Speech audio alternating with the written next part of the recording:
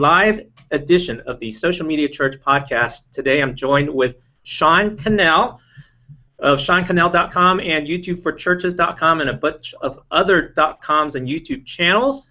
And we are here to talk about YouTube and why are churches not on there and how Sean is looking to make a difference with that. But let's first get to know Sean a little bit. He's part of the Church OC, which is connected to the Church LV, and he's been doing media for I don't know how long, but let's find out. Sean, thanks for joining me on the Social Media Church podcast. Man, DJ, it's so good to be here, and I just appreciate, seeing what you're doing, being a part of it. Man, I love Social Media Church and all the stuff that you guys are sharing and all the great interviews and stuff, so it's just awesome to be here. Great. So tell us about how you got into your role as a communication director and now campus pastor of Church OC. Man, it's been a windy road, and I think one time I saw this post by Ken Meyer of we think success is a straight line, but it's just really this muddled clump of you have no idea what's going on. And I feel like that's kind of my story. Like 2003, actually the co-founder of Think International, Jeff Moores, was my youth pastor. And he handed me a camera. It was a DV camera with DV tapes in those days.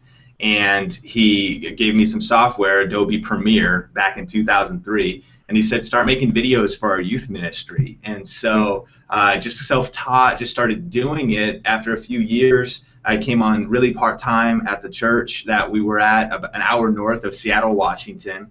And then you fast forward later to kind of grew in those staff roles. Eventually, we launched out. We did Think International and started doing a lot of YouTube content, a lot of online video.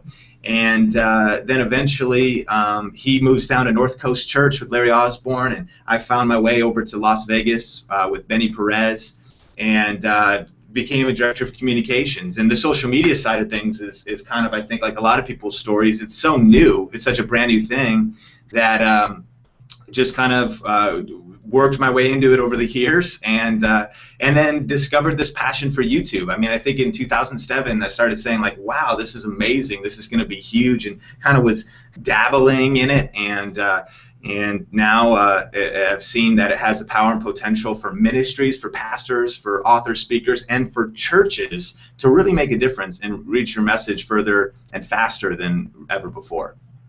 Well, I want to welcome all the viewers that are joining us on the Google Plus Hangout on air, and I'm going to turn on the Q&A button in a minute because we're going to spend the whole almost an hour talk about YouTube.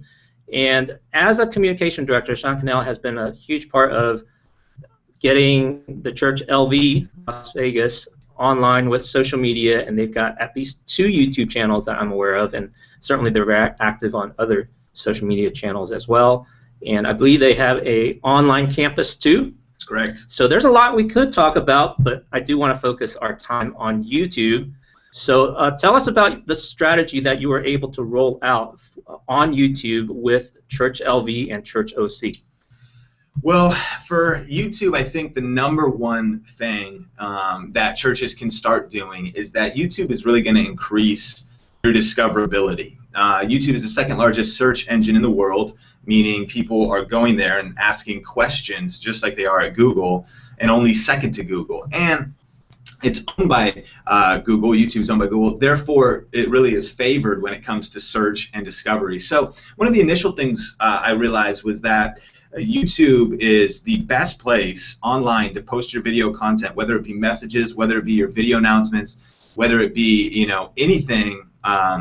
Any videos you create, and then the key being to put in key search terms for your local region so that people could discover your church. And so thinking about, what are people going to search? They're going to search churches in Las Vegas or churches in Henderson or good churches in Henderson or whatever. So initially that was our strategy. We were just creating church news and weekly church video announcements.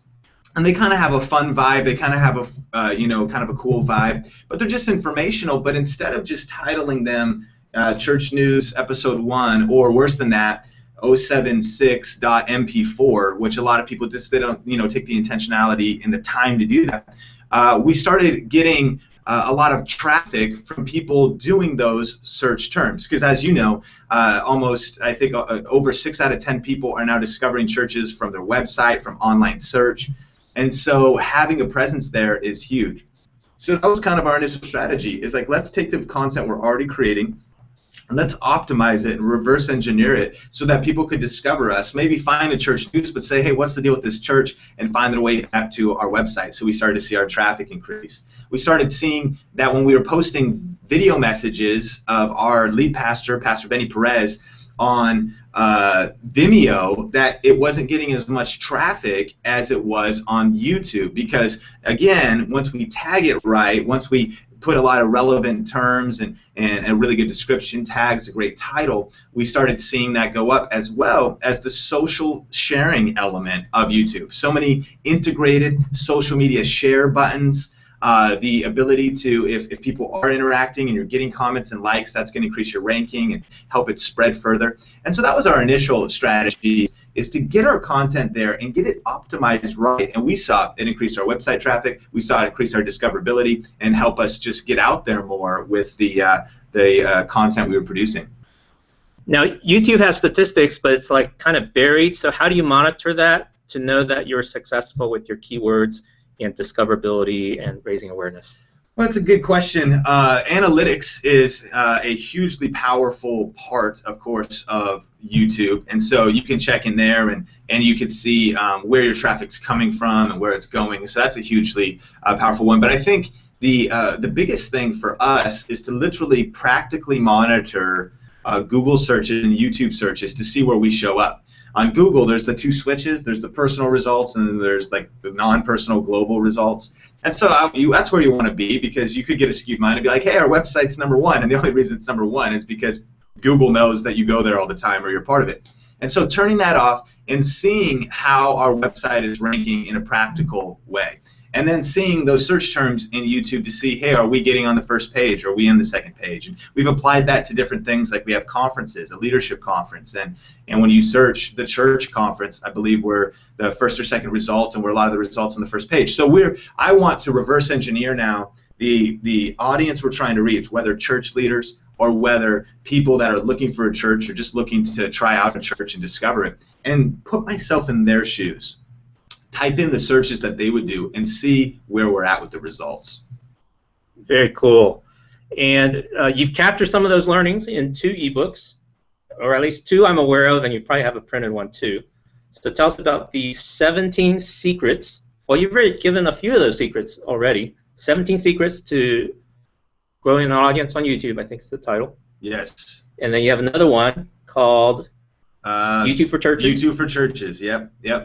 So yeah, it's the 17 secrets, and I probably can't think of all of them off the top of my head, but you can download it entirely. You just go to YouTube for Churches instantly, and secrets, and really more than anything, these are optimization tweaks. These are about 15 of them are the ranking factors of YouTube. So if you know them, then you could start thinking, this is how my videos is going to increase in the rankings. So #1, a optimized tag, or an optimized title rather. And so bloggers certainly know this, or people using Twitter or Facebook, they know that they have to get good at writing copy. They want to get good at writing headlines, or get good at writing, micro-blogging content for Twitter that provokes a response, that provokes an action, and that can be reverse engineered for search. And so when your headline, you start thinking about, it could be, Pastor Sam, Sermon 2 in the Hope series, or it could be, how to overcome despair. And that's going to be much more relevant than just this very practical what, as opposed to a why, or some of those things. So I list out a few tips under there. And then in the description, what a lot of people, I see this all the time, DJ.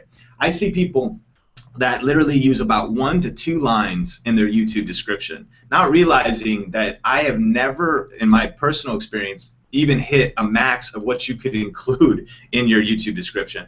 And Google, YouTube, they can't search what you're saying in your video, at least yet. But they can search the text and the copy. Now you have this opportunity to to even put a transcript down there. There's been times where if we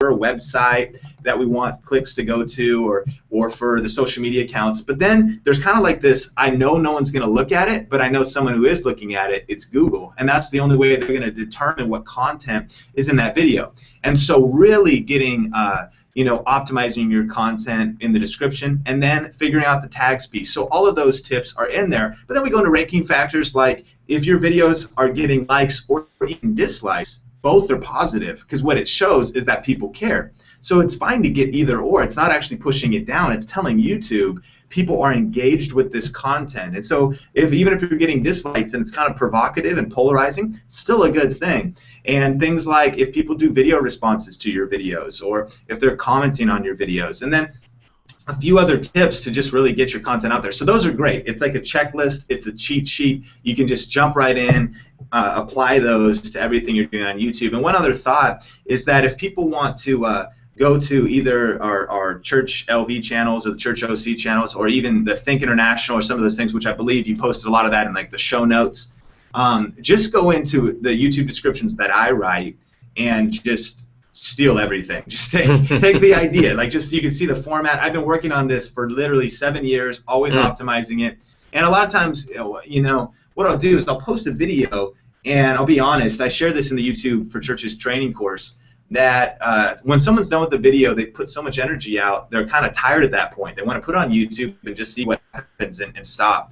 Right in that point, I might spend not necessarily a ton of time, sometimes maybe 5 minutes, sometimes 30 minutes, researching and optimizing that description, because what I care about is the fact that once that's done and it's done right, it's potentially going to get views, discovery, reach more people, spread further over the next 3 months, 6 months, over the next year. And if it's working for you a year later, it's worth the 30 minutes that you invested to get it optimized correctly for that video that just takes off and really brings a lot of awareness to your church or your ministry or whatever it is you're doing. Wow, that's genius. That is the long tail effect. A small investment of time and energy for long-term results, and that's something that it's a whole new category of thinking. It's not just return on investment for the short term, it's for the long term. So great thought there. We've got a bunch of viewers online. Thank you for tuning in. I wasn't able to turn on the Q&A button in time because Google Hangout on Air is constantly adjusting its user interface. But add a comment on the event page, and we'll get to all your questions in just a moment. But I think the question that people really want to know is, how do you create a viral video? Oh, that's a phenomenal question. And I share that in my secret underground course that is $1 million a person. No, I mean, if I knew how to create viral videos, then I would probably be doing something else than I'm doing. And that's one of the things I love, is that it's really, I think, two things. Number one, I think that there are attributes of viral videos that are important to study and to try and to include. But I think if the mentality is we just want to get a viral video, it's flawed thinking. And that's kind of this idea that a lot of times we kind of want that overnight success. We don't want all the long, hard work that it takes to just build something solid, a really solid brand, a really solid, content over the long haul. We just want to knock it out of the park, with just one video or something like that. So what I think is, and I've seen this, and I work with different YouTubers and stuff, not in the church world, that are influencers on YouTube, and that's their full-time job. And we see this principle across YouTube, is that you'll create a lot of videos, and if you're diligent and disciplined to use the best practices consistently, what you'll find is you'll create a video that you thought was going to be the next golden ticket, just it's a magical video, and it's just going to go up and go viral, and it doesn't, and you leave discouraged. But then what you'll find is there'll be the one video that you're like, my goodness, that's getting 100 views every month, or that's getting 1,000 views every month, and it just keeps going, and it's kind of you're not even sure why, but what you did was you applied best practices consistently, and every once in a while there's those small percentage of videos that are the ones that succeed. So what that tells me is that churches need to be consistent and diligent in doing the best practices. If it's a message from your pastor, if you're really optimizing all of his sermons, there could be that one that really hits the note and is the one that just begins to spread. And so I would start with, those 17 secrets in that book, and just diligently applying the best practices to videos. And then I think the next thing on creating a viral video is that we have to. This is one of my passions, DJ. Is that there's the message side of things, like sermons. There's the church news side of things. But I think that churches are and church leaders, and those even watching this call, are some of the most creative, inspired. They've got the Holy Spirit. They've got, the Word of God. They've got the best story ever told. And they can, as a church and as a community in our individual churches, we can share that story, the gospel, the good news, in creative ways. And I think about, Jefferson Bethke, who did Why I Hate Religion and Love Jesus, and just such a major video, 27 million views, and going up and starting a lot of conversations about Jesus. But it was a spoken word piece, shot well. It was a piece of art, really. It was a creative piece, and it was provocative. It was polarizing, but it began to spread. And so I'm passionate about the people that are in the local church context, thinking, how can we create content that isn't just necessarily, the church baptisms are coming up, but that is telling stories, that is inspirational, or is provocative, or is asking questions. And those are the type of videos that are going to begin to spread. And those are the type of videos that I think begin to bring awareness to what a church is doing locally, and when they create that kind of content. Excellent. Let's get to some of the questions from our viewers. Wayne asks, Sean, what are some tricks to getting engagement on your church's YouTube videos? Wayne, thanks for the question. A couple things. Number one is, I think, be patient. One of the biggest things that can be hard is we all want to put a video out there and get 1 million views. And honestly, it takes a long time. I think a couple things.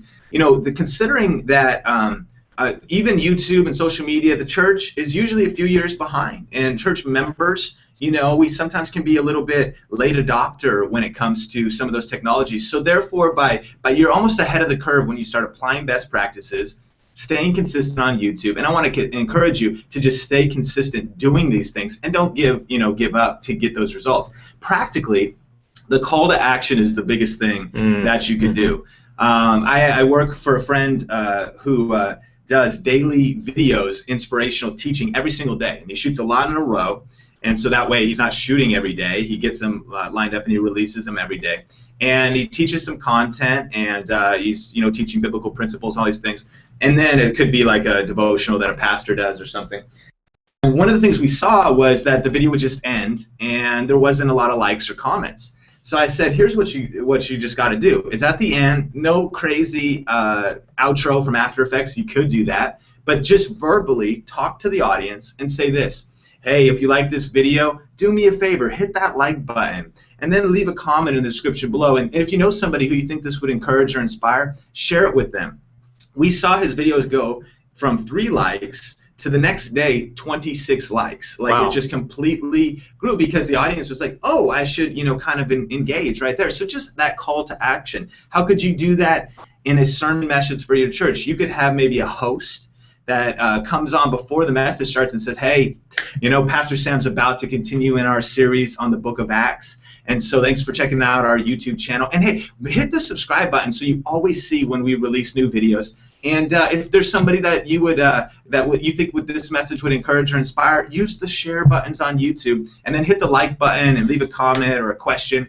We would love to connect with you there. And so it could be very quick, it could be very efficient, but very personal. I mean, social media, we want it to be relational, and I think that's going to be more effective than maybe a big, explosion and After Effects machine gun fire and crazy. Then it says subscribe now. Just kind of a very just chilled out ask. And people will start to engage. Do that consistently, and you'll see it continue to grow over time. Excellent counsel. Thank you. Jeff is watching, and Jeffrey Shepard is watching, and he mentions that Saddleback Church is using YouTube, and I think they've been only at it under a year. So they're putting their sermon videos and announcement videos online, and if you know some of the unlisted links, you can watch some of the behind-the-scene things. If you want to ping me at socialmediachurch.net, I'll maybe share that with you. Another question coming in from Armin. As a campus pastor, how do you balance the social media efforts with pastoral care? Why such a focus on YouTube? Is this in conjunction with other networks, or is YouTube your focus? Well, that's 3 questions, but if you can tackle some of those. All right, what was the first question? First question, how do you balance social media efforts with your pastoral care as a campus pastor? That's a great question, and I think that's going to be unique in every context. You know, technically in our organization, I'm still operating in very much the director of communications role, so try that on. You know, like we have a campus in Vegas, and this is a new site here in Orange County. And we have a team, and we're engaged in those different things. And to be first and foremost, I would say that balance is something I haven't achieved yet. This campus pastor role is we do video venues, so and I do a little bit of live teaching, but I don't have to do sermon prep, so that dimension is already a lot different than somebody who needs to spend maybe 5, 10, 15, 20 hours sermon prep. So you have that time. Great team, I think, raising up leaders on that practical side of things. But for me, I think a lot of pastors out there, you'll see they kind of have some are big authors, you know, or they have a passion to write and write a lot of books. Some are bloggers, and I don't really blog that much. And YouTube is, I believe, not just a passion, but I even sense this kind of God nudge on it, this kind of calling on it, that I'm so passionate about this particular platform, and that I feel like I have a message not just to share with church leaders, but that I'm passionate about impacting people, the gospel being shared on YouTube in a very major way. When I start looking at the power and potential of over 1 billion users on YouTube, I'm like, wow, who's reaching that digital mission field? Who's really going out there? And so I sense a calling to that, and that helps me. I think also we have we have a lot of creatives at our church here in Orange County, the video shooters, musicians, people that are doing different things. And I kind of like have a heart to pastor creatives and to get them engaged and get them involved. So a lot of what we do is collaborative. It's team effort. You can't do stuff by yourself. You know, teamwork makes the dream work. And so we have a lot of people helping, a lot of people around that share that same passion, that share that same vision. What was the other question, DJ? Well, it was actually, you led right into it. It was why so much focus on YouTube, and do you have are you doing these YouTube videos in conjunction with another network, or is this just church? And actually, it is with another network. And one of your other efforts has been with Think Media International, where you do want to train up other leaders, and you've produced an incredible library of leadership and church training videos there on YouTube. How do you find the time to do that? Yeah, Think International is, we kind of have a couple brands. We have Think International. Vision is training the next generation of church leaders and creatives. And then Think Media TV, 2 different YouTube channels, is really focused on cameras and tech and different things. And I've been through just different seasons of life. And so when that started, it wasn't even in Las Vegas and now Orange County, but I was. That's a story for another time. And so there was more time. And now today there's less time. So there's the content there kind of goes up and down. And I will preach consistency all day long, but yet I know the challenges of creating content. And so we've done a few things. I think there's a lot of ways to repurpose content and partnerships and collaborations to help. I think that's critical. But yeah, a couple other networks. And you know, the question is YouTube my main focus, or do I embrace other social networks? Absolutely. I think it's a holistic approach. But what I've noticed is that YouTube, I believe, is the most ignored and underrated social network by church leaders, because of course we focus on Facebook. I think that's where it is. That's the main one. That's where most church members are going to be. So we should focus there. Of course, Twitter has, you know, ROI and benefit. I think Instagram is huge because it's such a powerful way to share simple and powerful images and stories. And so it's a holistic approach, but I think having a YouTube strategy. And so from a campus pastor standpoint, let me just finish with this. Is that I think to be successful, I have to think about leadership. If I was trying to do it all, I would bottleneck and I would break.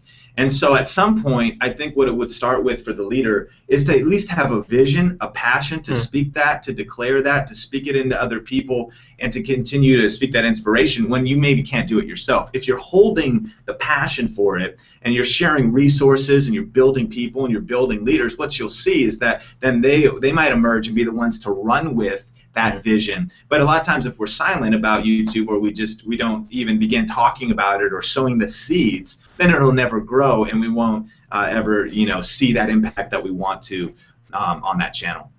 Now, with what you've already done on YouTube for the churches that you serve, it doesn't look that hard to just take a copy of your sermon video and your announcements and put it online. So why are so few churches on YouTube? What are they afraid of? DJ, I wish I knew. You know, you asked what they're afraid of, and I think there are a couple things. I think YouTube's reputation. I think number one, and somebody's probably bound to ask this, is what do you say about how do you respond to the sketchy content or the different types of content that are out there on YouTube? And that's a phenomenal question and absolutely essential as church leaders that we would address. And I go into that in depth in the book YouTube for Churches.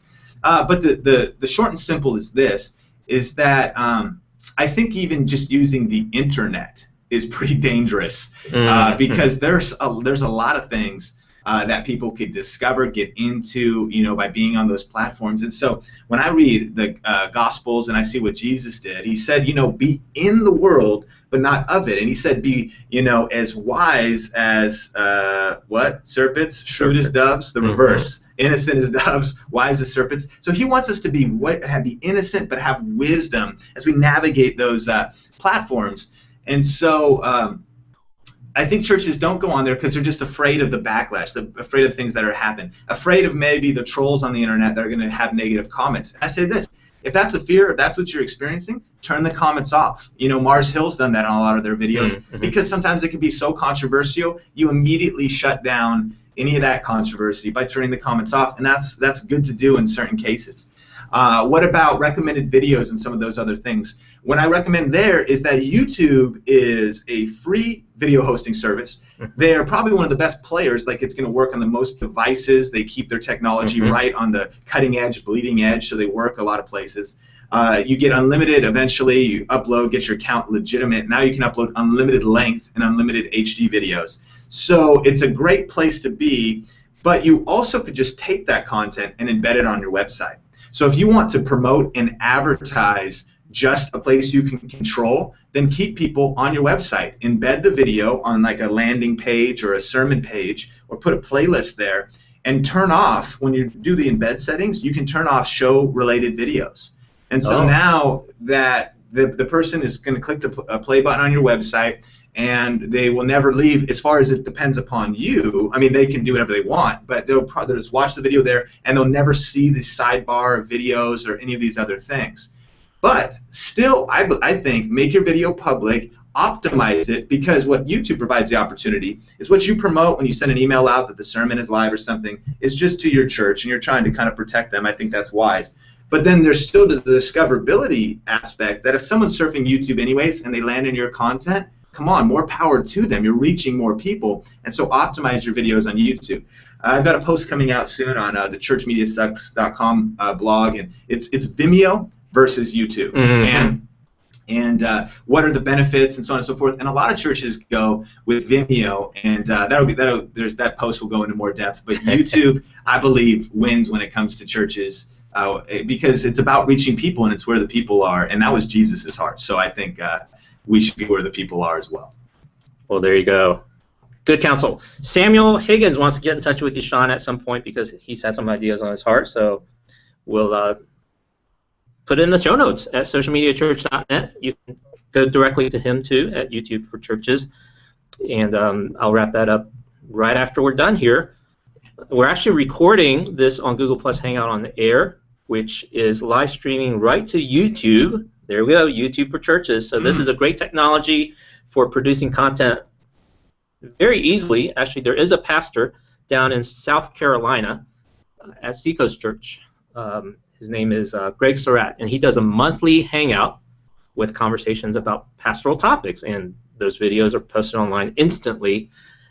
Really easy, quick, streamlined workflow.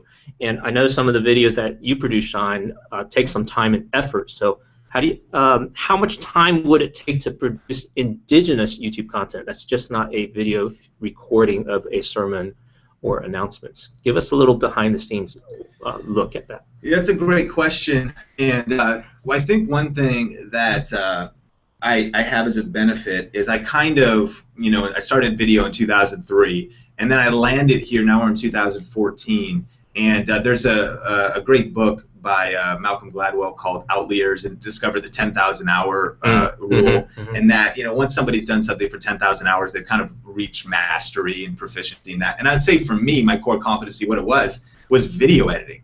And so I've been shooting and editing video, and I was doing weekly video announcements in 2003. We shot on a DV camera, on a DV tape. We then had to take that tape, put a FireWire cable in it, record it. YouTube wasn't even out yet. Record it to a camera, capture it all, and then I would edit it. And then this is what we do. We would export the video back onto the DV tape. So we'd hit record and export the video back to the DV tape, then take it out, put it in a VHS tape, and click it into the one that made it larger. Some people watching this probably don't even know what I'm talking about. This is like the Stone Age. And then put it into a VCR to play it Wednesday nights at our youth ministry. And we did that every week. And so that was 52 episodes a week. And then eventually the church started wanting video announcements, 2004, 2005. So now I'm doing youth video announcements, and I'm training up a team, so I'm not as hands-on there, but I'm doing weekly video announcements. And then we do special videos and vision videos, and I'm personally the hands-on person.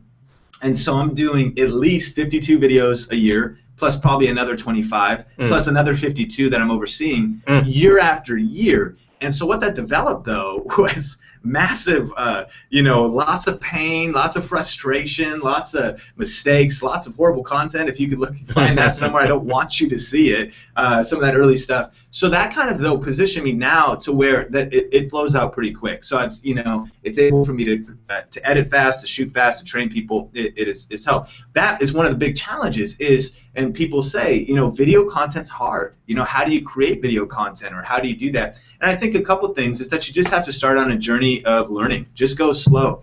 I mean, put yourself on a schedule to produce one video a month. That's meaningful. That's powerful. And then what you find is after 12 years, you've done 12, you could probably double that the next year with the same amount of time because of everything you've learned.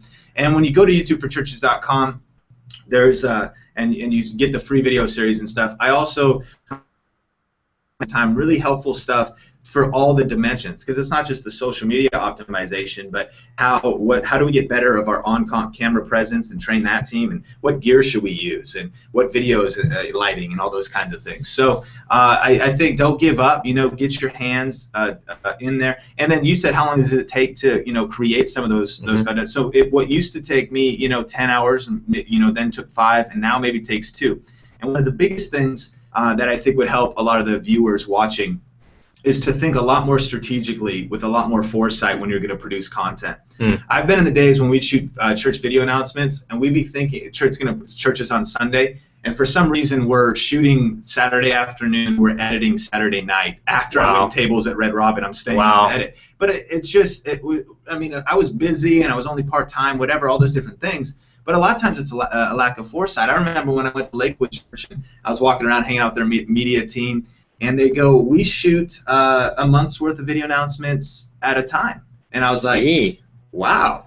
And then I started to meet other people who they're like, no, we shoot like a month and a half to 2 months at a time. We shoot 8 episodes. So for us, it's really important to have church members. We don't just want the core leaders, and I'm on the platform in the week, so I don't want to introduce, now check out church news, and it goes from me to me. I never want that to happen. I want it to be, our church is multicultural, multi-generational, so we want church news to reflect that. And so what we'll do is we'll get people from our church, and we'll get like 8 people all together, and we'll shoot 8 different intros and outros, and we'll look ahead. We have 4th of July. Our 4th of July news was already shot. Hey, happy 4th of July, a couple weeks in advance. And what we found is that you just completely leveraged your time to get, say, all your church news done, so you're not doing the work by week. Let's say you got all your church news done for the month in 1 week. Now you have 3 weeks to do some other creative content. And so how can you stack and become more efficient with your content? You can save a lot of time. And then how can you batch process all the optimizing and tagging of those videos and get them ahead? I think that's very helpful. It helps you leverage your time and create more content. Excellent. So you want to pass this video, this conversation along to your tech guy who can understand all that, because I didn't quite catch it. Okay. But you can always hit rewind. That's the beauty of recorded video, and help them to understand the workflow of batch processing and preparing these videos that can go a long way for your church, but also for YouTube.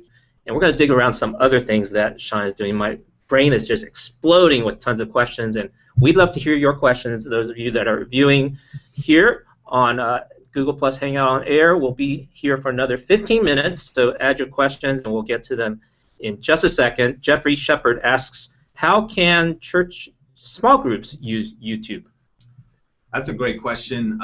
For us, we have kind of Saddleback's idea, and Larry Osborne, North Coast, and different video curriculum and small groups and ways of doing small groups. All those greats have paved the way. And so we do curriculum, and we have DVDs that people take home, and they'll have the session, and a host introduces, and our pastor teaches for 10 minutes, and then we kick it, and we've got a little book, and it goes to discussion questions.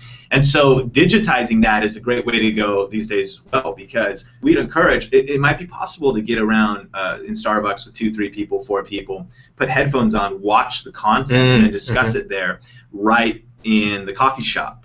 And so I think utilizing micro content and or training and putting it out there, making it easy to get to for a small group leader, and then sharing that. I think we don't have to necessarily overproduce that. I think a pastor could literally just talk and share for 10 minutes and be the catalyst of teaching. Now that people could have smart TVs or smartphones or iPads or laptops, maybe start off the discussion in a small group, and the church could gather around that and then discuss it after that. I think that's a huge way small groups could use YouTube.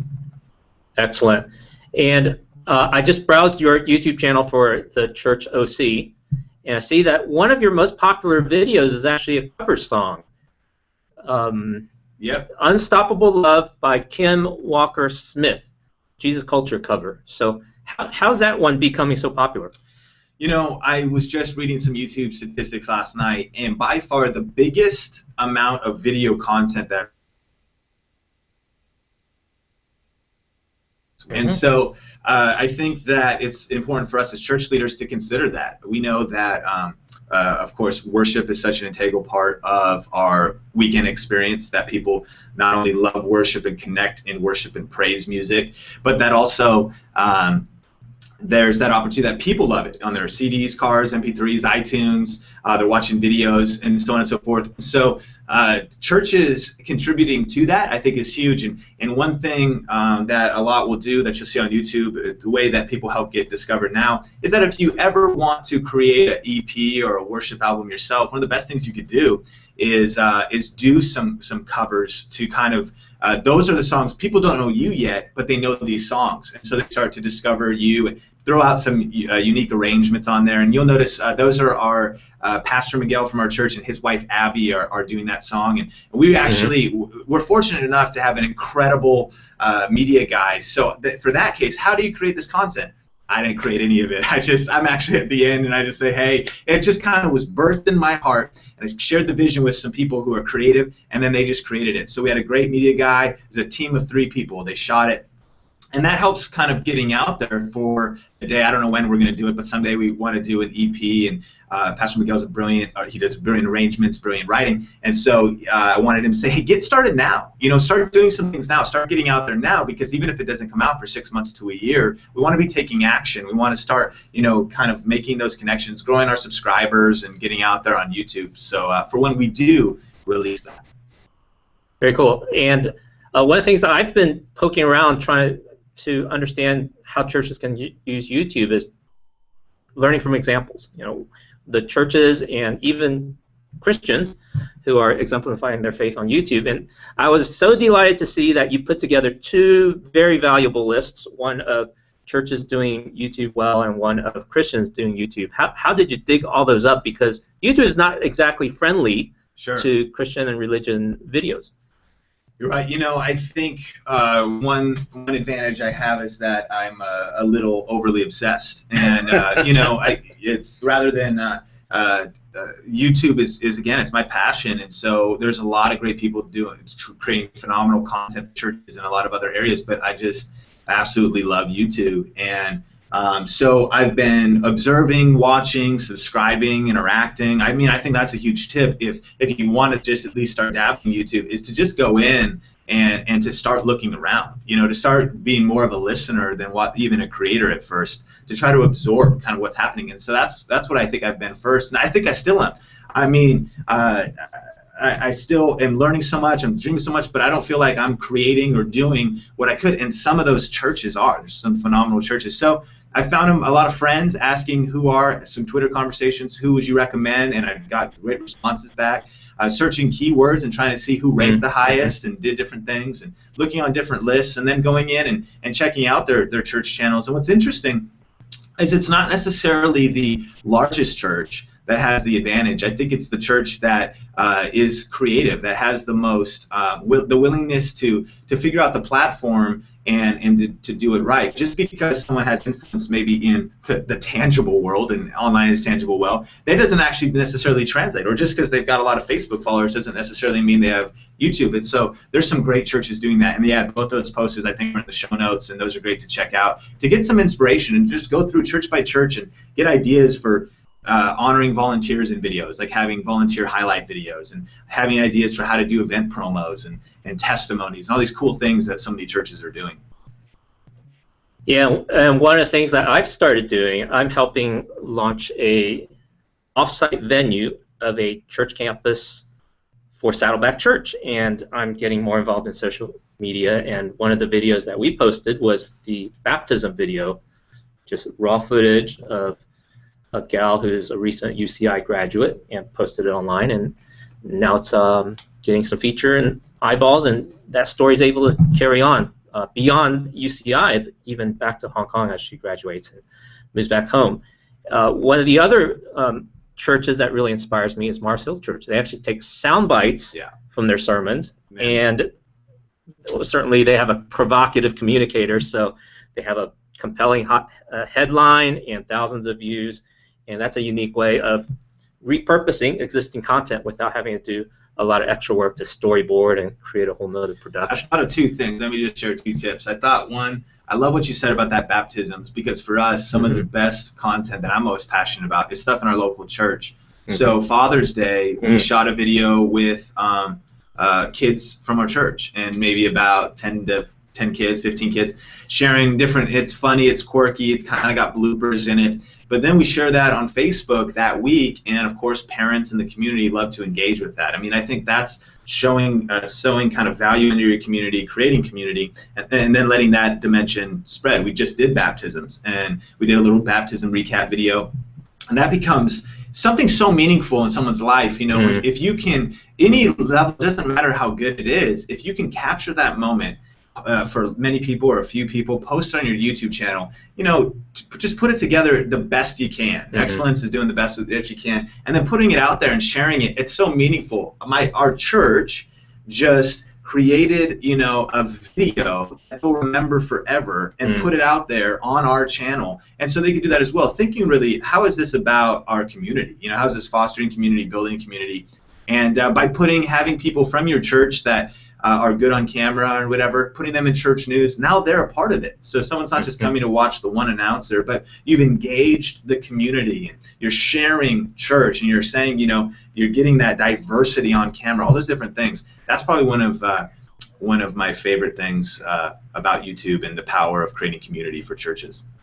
Yeah, isn't that what baptism is about? It's a testimony and profession of faith, and what better place to make that profession than on YouTube, where billions of people are visiting every day. Anyways, how about Christian videos? Which Christian videos do you subscribe to and stay in touch with? I know you've got a big list, but which one comes to mind right now? Well, of course, off the top of my head, I think Jefferson Bethke has got a great channel, creates great content. I think he's the one to study if you want to create creative content like that, because he gets that kind of hit the like button, subscribe, the way he does his thumbnails, the way he does his different things. He understands the YouTube community.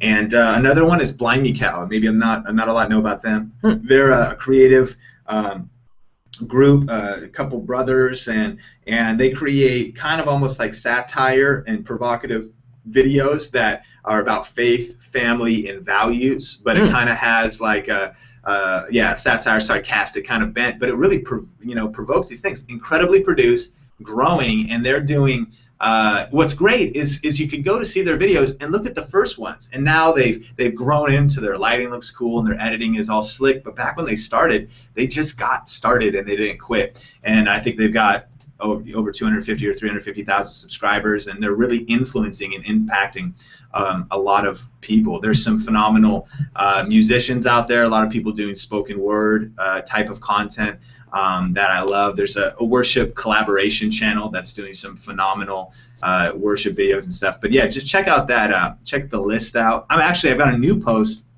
I didn't really go into the music dimension because people that are doing music or praise music or worship music, and not just a band that has music videos, but like kind of more on that, what we can relate to, having to kind of hustle and scrap our teams together and find some lighting stands and get it going. There's some people doing some phenomenal stuff on YouTube and in the Christian music arena, and that's going to be a new post. The best Christian music YouTubers or something like that will be coming out soon. So awesome. Thank you for keeping an eye on that. Love that exhortation. Just get started. I was at a photo summit a couple of weeks ago, and they said the best camera you have is the one that's with you. And so we're producing content all the time in that sense. And so capture it, share it, and learn to be a storyteller as you tell stories. One of my most interesting YouTube channel I've come across is a knife thrower Bible teacher guy from the Carolinas. I'll have to find that video for you. You got to turn that on. That sounds amazing. That sounds awesome. Well, give us a closing word. You've done so much to help young leaders. You're producing great content as training and mobilizing the next generation to think about leadership and expressing their faith online. What's next? Well, I think as we have talked about all these, kind of strategies and the details, and sometimes we can get overwhelmed with all that stuff, I think it's important that maybe we just take a step back. And I want to encourage anybody watching this, whether live or on the recording, to really dream big and to really think about the message that we have. I mean, about the greatest story ever told of Jesus Christ and the gospel and the good news. And the fact that literally the God who created the universe lives in you and he lives in me. And so he's a creative God, therefore we can be creative people. And so what would happen if we just kind of slowed down out of all the busyness and really began to dream big and think about what kind of stories could we tell? How can we creatively express the gospel and share it on YouTube with something that is going to impact people literally all around the world. It could be music or spoken word. It could be a drama and a short form video. It could be a direct to camera, kind of talking head type of a video shared in a creative way. It could be music. It could be animation.